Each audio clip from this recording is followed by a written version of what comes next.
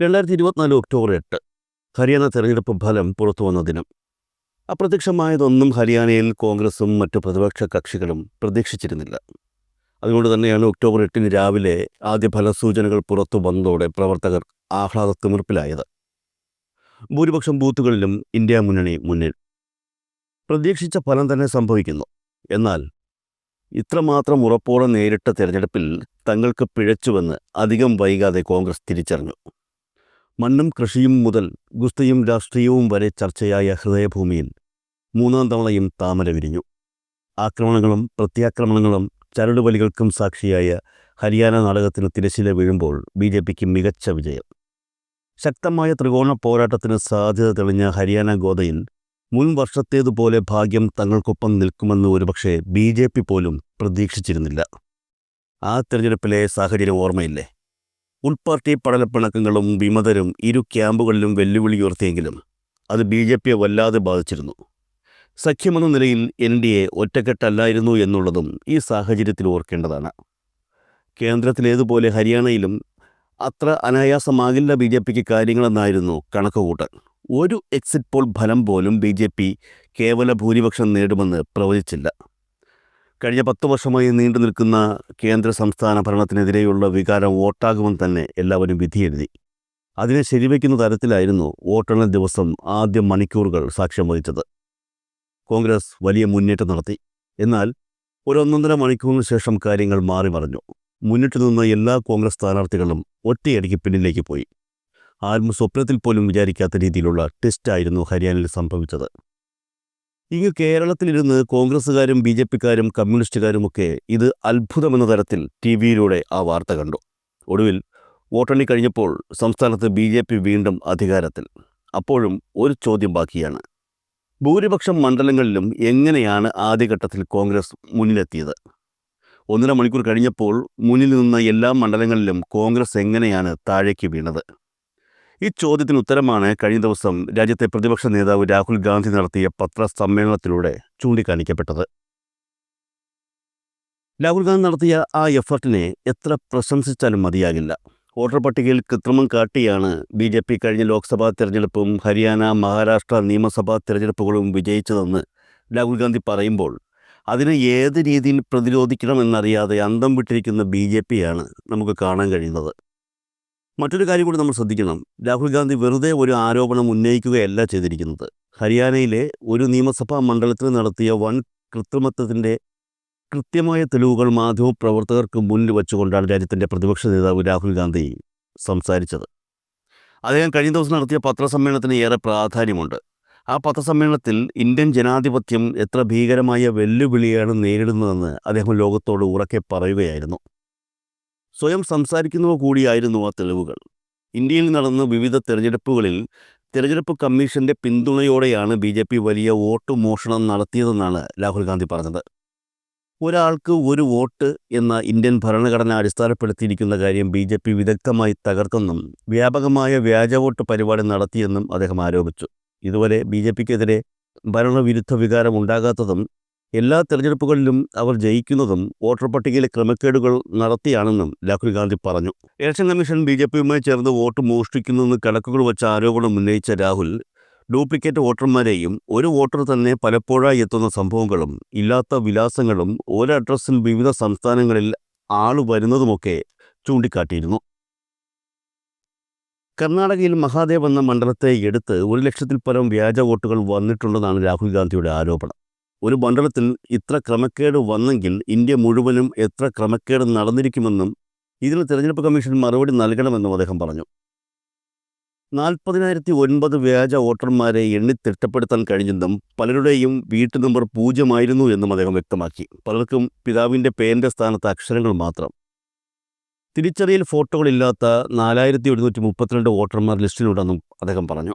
33,000 പേർ ഒരേ മണ്ഡലത്തിൽ 2 തവണ വോട്ട് ചെയ്തതായും രാഹുൽ പറഞ്ഞു. കണക്കുകൾ നിരത്തിയും വീഡിയോ പ്രസന്റേഷനുമായി വാർത്താസമ്മേളനം നടത്തിയ രാഹുൽ മാന്ത്രിക വിദ്യയിലൂടെ ഭരണവിരുദ്ധ വികാരമില്ലാത്ത പാർട്ടിയായി BJP മാറിയെന്ന് പരിഹസിച്ചു. കർണാടകയിലും മഹാരാഷ്ട്രയിലും തെരഞ്ഞെടുപ്പുകളിൽ വ്യാപകമായ ക്രമക്കേട് നടന്നതായും രാഹുൽ ആരോപിച്ചു. ഒറ്റമുറി വീട് പോലും വരുന്ന ഒരേ അഡ്രസ്സിൽ പലയിടത്തായി വോട്ടർമാർ ഉണ്ടായെന്നും ബിയർ പാർലറിൻ്റെ അഡ്രസ്സിൽ പോലും വോട്ടർ പട്ടികയിൽ ആളുണ്ടായെന്നും 68 പേരുടെ അഡ്രസ്സ് ബിയർ പാർലർ ആയിരുന്നെന്നും അദ്ദേഹം പറഞ്ഞു. 2 മാസത്തിനിടയിൽ 70കാരിയായ ഷക്കൂൺ റാണി എന്ന യുവതിയുടെ പേര് 2 തവണ രജിസ്റ്റർ ചെയ്തു. 70 വയസ്സുള്ള സ്ത്രീക്ക് 2 തവണ കന്നി വോട്ടർമാർക്ക് നൽകുന്ന ഫോം നൽകിയെന്നും ഇവർ 2 തവണ 2ഇടത്ത് വോട്ട് ചെയ്തെന്നും രാഹുൽ ഗാന്ധി പറഞ്ഞു. 2024 ലോക്സഭാ തെരഞ്ഞെടുപ്പിൽ BJPയെ വിജയിപ്പിക്കാൻ തെരഞ്ഞെടുപ്പ് കമ്മീഷൻ സഹായിച്ചതായി രാഹുൽ ഗാന്ധി ആരോപിച്ചു.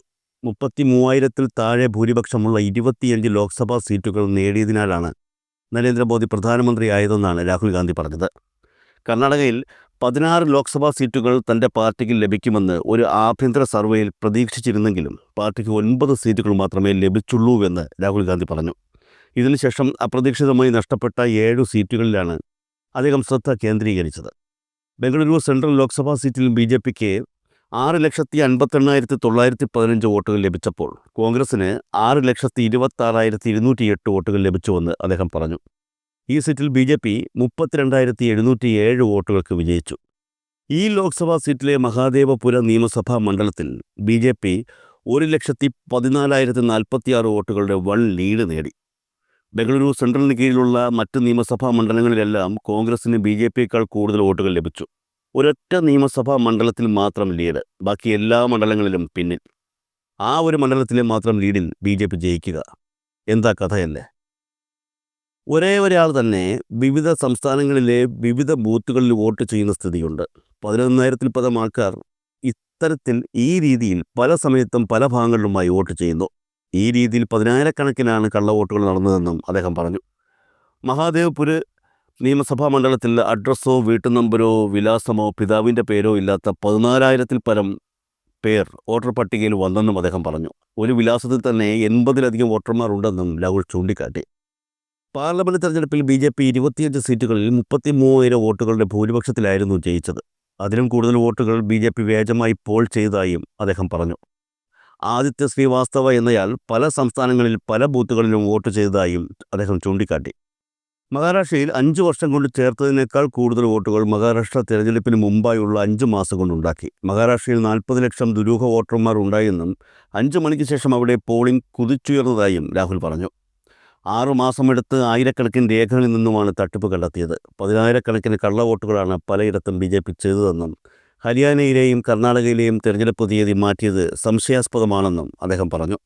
ചില കണക്കുകൾ കാണിക്കാനുണ്ടെന്ന് പറഞ്ഞുകൊണ്ട് വാർത്താസമ്മേളനം തുടങ്ങിയ രാഹുൽ വീഡിയോ പ്രസൻറ്റേഷൻ സഹിതമായിരുന്നു വാർത്താസമ്മേളനം നടത്തിയത്. പലതവണ തെരഞ്ഞെടുപ്പ് കമ്മീഷനോട് രേഖകൾ ചോദിച്ചിട്ടും നൽകിയില്ല.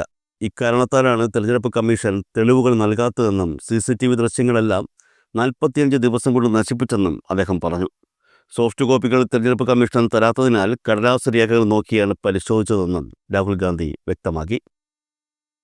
ഭരണഘടനാ സ്ഥാപനങ്ങളെ കൈപ്പിടിയിലൊതുക്കി ജനവിധി അട്ടിമറിക്കാനുള്ള ആസൂത്രിത നീക്കം BJP ആരംഭിച്ചത് അടുത്തിടെയല്ല. ഡൽഹി നിയമസഭാ തെരഞ്ഞെടുപ്പിൽ വോട്ടർ പട്ടികയിൽ വൻതോതിൽ വെട്ടിനിരത്തൽ നടത്തിയായിരുന്നു തുടക്കം. ഓരോ മണ്ഡലത്തിലും 5,000 മുതൽ 10,000 വോട്ടർമാർ വരെ. പട്ടികയിൽ നിന്നും പേര് നീക്കം ചെയ്യപ്പെട്ടവർ റോഹിംഗ്യൻ അഭയാർത്ഥികളും ബംഗ്ലാദേശ് കുടിയേറ്റക്കാരുമായിരുന്നു എന്നാണ് അവർ പ്രചരിപ്പിച്ചത്. ആം ആദ്മി പാർട്ടി അതിനെതിരെ ഓരോ ഘട്ടത്തിലും പൊരുതിയെങ്കിലും എങ്ങനെയെങ്കിലും കെജ്രിവാൾ തോറ്റു കാണണമെന്ന ദുഷ്ടബുദ്ധിയോടെ പ്രവർത്തിച്ച പ്രാദേശിക നേതാക്കളുടെ പ്രേരണയാൽ കോൺഗ്രസ് അതിനെ പിന്തുണച്ചില്ല. വെറും 2.26% വോട്ടിൻ്റെ വ്യത്യാസത്തിലാണ് അവിടെ ആം ആദ്മിക്ക് ഭരണം നഷ്ടമായത്. അനായാസ വിജയം പ്രതീക്ഷിച്ചിരുന്ന ഹരിയാനയിലും മഹാരാഷ്ട്രയിലും കോൺഗ്രസ് തോറ്റമ്പിയപ്പോൾ മാത്രമാണ് രാഹുൽ ഗാന്ധിക്കും കൂട്ടർക്കും ഏറെ വൈകി ഇതിൻ്റെ ഗൗരവം മനസ്സിലായതെന്ന് തോന്നുന്നു. വോട്ടർ പട്ടികയിൽ തിരിമറി നടത്തി ബീഹാറിലും ജനവിധി അട്ടിമറിക്കാൻ ശ്രമിക്കുകയാണ് മോദിയും കൂട്ടരുമെന്ന ആരോപണം ഇപ്പോൾ കോൺഗ്രസും ഉയർത്തുന്നുണ്ട്. തെരഞ്ഞെടുപ്പ് കമ്മീഷനെ ചട്ടുകമാക്കിക്കൊണ്ട് BJP നടത്തുന്ന ഈ അട്ടിമറി നമ്മുടെ ജനാധിപത്യ സംവിധാനത്തിൻ്റെ അടിത്തറ തന്നെ ഇളക്കുന്നതാണ് എന്നാണ് കോൺഗ്രസ് ഉന്നയിക്കുന്ന ആരോപണം.